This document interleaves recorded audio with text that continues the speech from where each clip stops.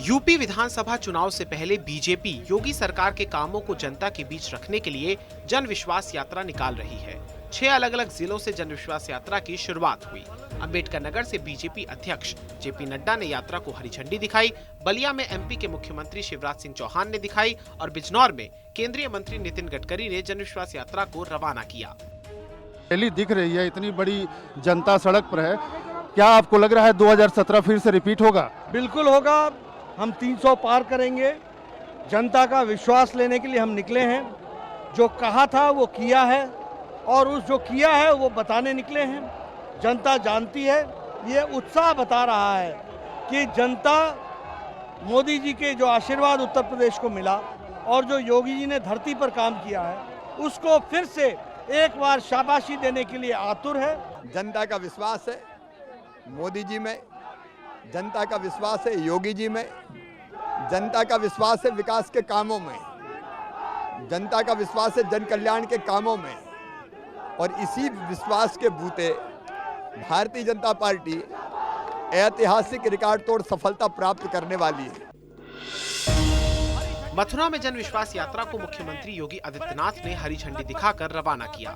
गाजीपुर में केंद्रीय मंत्री स्मृति ईरानी मौजूद रहीं, जबकि रक्षा मंत्री राजनाथ सिंह ने झांसी में जन विश्वास यात्रा को हरी झंडी दिखाई। सभी 6 जिलों से शुरू हुई जन विश्वास यात्रा अलग अलग जिलों की 403 विधानसभा क्षेत्रों में जाएंगी और सरकार की योजनाओं का प्रचार प्रसार करेंगी। सभी यात्राओं का जनवरी के दूसरे हफ्ते में एक साथ समापन राजधानी लखनऊ में होगा।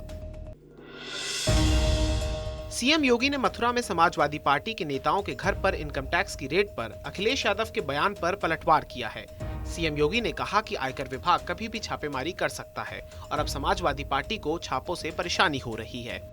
आयकर विभाग कोई स्टेट गवर्नमेंट के पास है नहीं, वह एक ऑटोनॉमी बॉडी है जो अपना काम करती है पूरे देश के अंदर। रूटीन के छापे देश के अंदर अलग अलग स्थानों पर अलग अलग समय पे पड़ते हैं। आय से अधिक संपत्ति का मामला समाजवादी पार्टी के मुखिया और उनके परिवार का किसने किया था? कांग्रेस के समय हुआ था ना, बीजेपी की सरकार थी भी नहीं। तो आज तो बीजेपी की सरकार को बने हुए 7 साल हो गए, 7.5 साल हो गए हैं। तो कैसे आप कह सकते हैं? लेकिन ये सच है कि ये छापे सपा के यानी सपा के मुखिया के घर नहीं पड़े, लेकिन चोर की दाढ़ी में तिनका। समाजवादी पार्टी के अध्यक्ष अखिलेश यादव ने सपा के नेताओं के घर छापेमारी का कड़ा विरोध किया है और साथ ही सरकार पर सरकारी एजेंसियों के दुरुपयोग पर भी करारा वार किया है। अखिलेश ने कहा कि चुनाव पास आते जाएंगे, वैसे वैसे रेट बढ़ती जाएंगी। अखिलेश ने दावा किया कि जनता त्रस्त है और 22 में बदलाव होकर रहेगा। जिस तरीके का माहौल उत्तर प्रदेश में है, योगी सरकार बचेगी नहीं। जनता ने मन बनाया है कि योग्य सरकार उत्तर प्रदेश में बनेगी और इनसे ज्यादा अनुपयोगी कोई हो नहीं सकता था जिसने उत्तर प्रदेश को बर्बाद किया। ये अनुपयोगी हैं।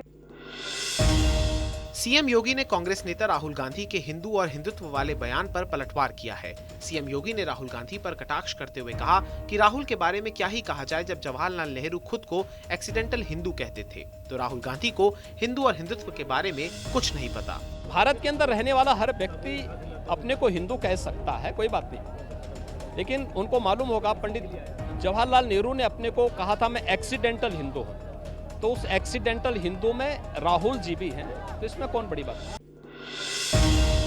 रायबरेली और अमेठी के दौरे के दूसरे दिन कांग्रेस महासचिव प्रियंका गांधी ने रायबरेली में आधी आबादी से संवाद किया।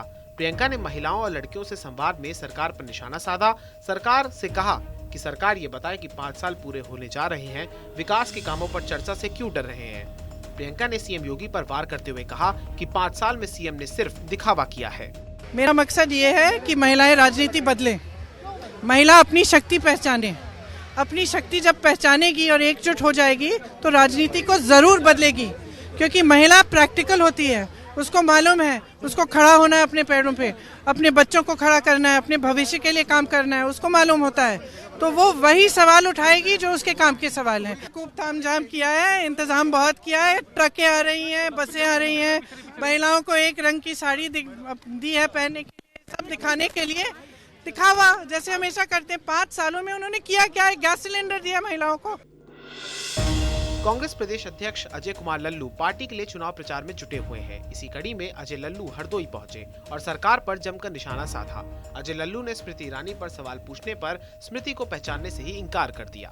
डबल इंजन की सरकार फेल हो चुकी है। योगी जी का मठ में जाने का समय आ गया है। ये सरकार किसानों के लिए कुछ नहीं किया, नौजवानों के लिए कुछ नहीं किया, गरीबों के लिए कुछ नहीं किया, महंगाई चरम सीमा पर है। ये कौन है स्मृति ईरानी? कहाँ की रहने वाली है? चलिए। उत्तराखंड में विधानसभा चुनाव 2022 की तैयारियों के लिए बीजेपी ने पूरी ताकत झोंक दी है। बीजेपी की विजय संकल्प यात्रा के दूसरे चरण में रविवार का आज से आगाज हुआ। इस मौके पर केंद्रीय मंत्री अनुराग ठाकुर बागेश्वर पहुंचे। बीजेपी कार्यकर्ताओं ने अनुराग ठाकुर का जोरदार स्वागत किया, जिसके बाद केंद्रीय मंत्री अनुराग ठाकुर, सीएम पुष्कर सिंह धामी और बीजेपी के प्रदेश अध्यक्ष मदन कौशिक ने विजय संकल्प यात्रा को हरी झंडी दिखाई। दूसरे चरण की यात्रा बागेश्वर से शुरू होकर खटीमा में समाप्त होगी। सीतापुर में पुलिस ने अवैध असलहे बनाने वाली फैक्ट्री का भांडाफोड़ किया है। पुलिस ने छापे के दौरान 14 निर्मित अवैध असलहे और एक अर्ध निर्मित असलहे सहित 11 कारतूस बरामद किए हैं। इसके साथ ही पुलिस ने अवैध असलहे बनाने वाले उपकरण को भी भारी मात्रा में बरामद किया है। पुलिस ने 2 लोगों को गिरफ्तार किया है। ये पूरा मामला सीतापुर के लहरपुर कोतवाली का है।